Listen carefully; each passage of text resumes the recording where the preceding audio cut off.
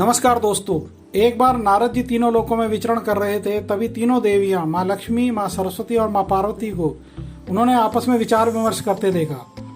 तीनों देवियां अपने सतीत्व और पतिव्रता की चर्चा कर रही थी। नारद जी उनके पास पहुंचे और उन्होंने अत्रि महामुनि की पत्नी अनुसुईया के असाधारण पातिव्रत्य के बारे में उन्हें बताया।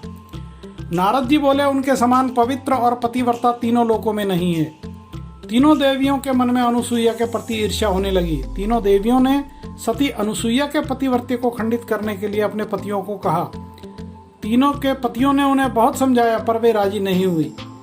इस विशेष आग्रह पर ब्रह्मा, विष्णु और महेश ने सती अनुसुईया के सतीत्व और ब्रह्म शक्ति को परखने की सोची।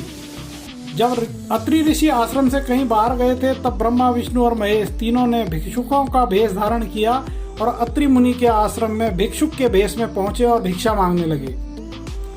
अतिथि सत्कार की परंपरा के चलते सती अनुसुईया ने त्रिमूर्तियों को उचित रूप से स्वागत कर उन्हें खाने के लिए निमंत्रित किया। लेकिन भिक्षुकों के भेष में त्रिमूर्तियों ने एक स्वर में कहा, हे साध्वी, हमारा एक नियम है, जब तक तुम निर्वस्त्र होकर हमें भोजन नहीं परोसोगी, हम भोजन नहीं करेंगे। अब अनुसुईया असमंजस में पड़ गई। इससे तो उनके पतिव्रत के खंडित होने का संकट है। उन्होंने मन ही मन मुनि अत्रि का स्मरण किया। दिव्य शक्ति से उन्होंने जाना कि यह तो त्रिदेव ब्रह्मा, विष्णु और महेश हैं। मुस्कुराते हुए माता अनुसुईया बोली, जैसी आपकी इच्छा हो। उन्होंने तीनों भिक्षुकों पर जल छिड़ककर उन्हें 3 प्यारे शिशुओं के रूप में बदल दिया। सुंदर शिशु देखकर माता अनुसुईया के हृदय में मातृत्व भाव जाग पड़ा। शिशुओं को उन्होंने स्तनपान कराया, दूध भात खिलाया, गोद में सुलाया। तीनों गहरी नींद में सो गए।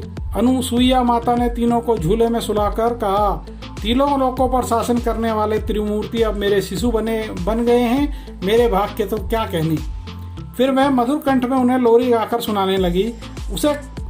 उसी समय कहीं से एक सफेद बैल आश्रम में पहुंचा। एक विशाल गरुड़ पंख फड़फड़ाते हुए आश्रम पर उड़ने लगा और एक राजहंस कमल को चोंच में लिए हुए आया और आकर द्वार पर उतर गया। यह नजारा देखकर नारद, लक्ष्मी, सरस्वती और पार्वती भी वहां आ पहुंचे। नारद ने विनय पूर्वक अनुसुईया से कहा, माता, अपने पतियों से संबंधित प्राणियों को आपके द्वार पर देखकर यह तीनों देवियां यहाँ पर आ गई हैं। यह अपने पतियों को ढूंढ रही थी। इनके पतियों को कृपया इन्हें सौंप दीजिए।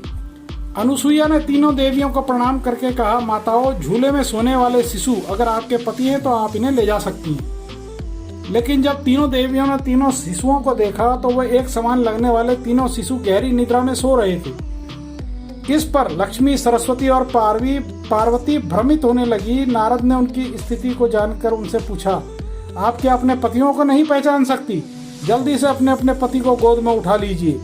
देवियों ने जल्दी में एक एक शिशु को उठा लिया। वे शिशु एक साथ त्रिमूर्तियों के रूप में खड़े हो गए। तब उन्हें मालूम हुआ कि सरस्वती ने शिव जी को, लक्ष्मी ने ब्रह्मा जी को और पार्वती ने विष्णु जी को उठाया है।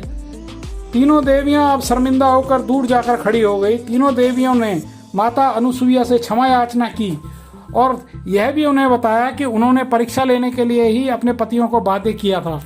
फिर उन्होंने माता अनुसुईया से प्रार्थना की कि उनके पति को पुनः उनके स्वरूप में ले आएं।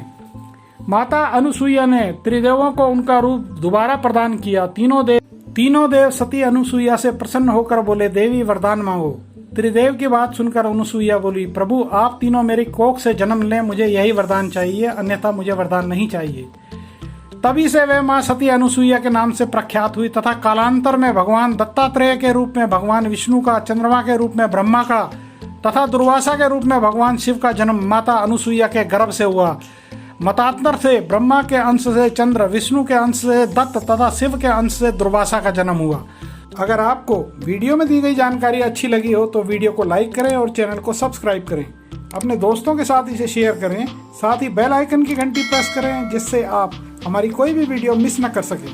धन्यवाद। नमस्कार।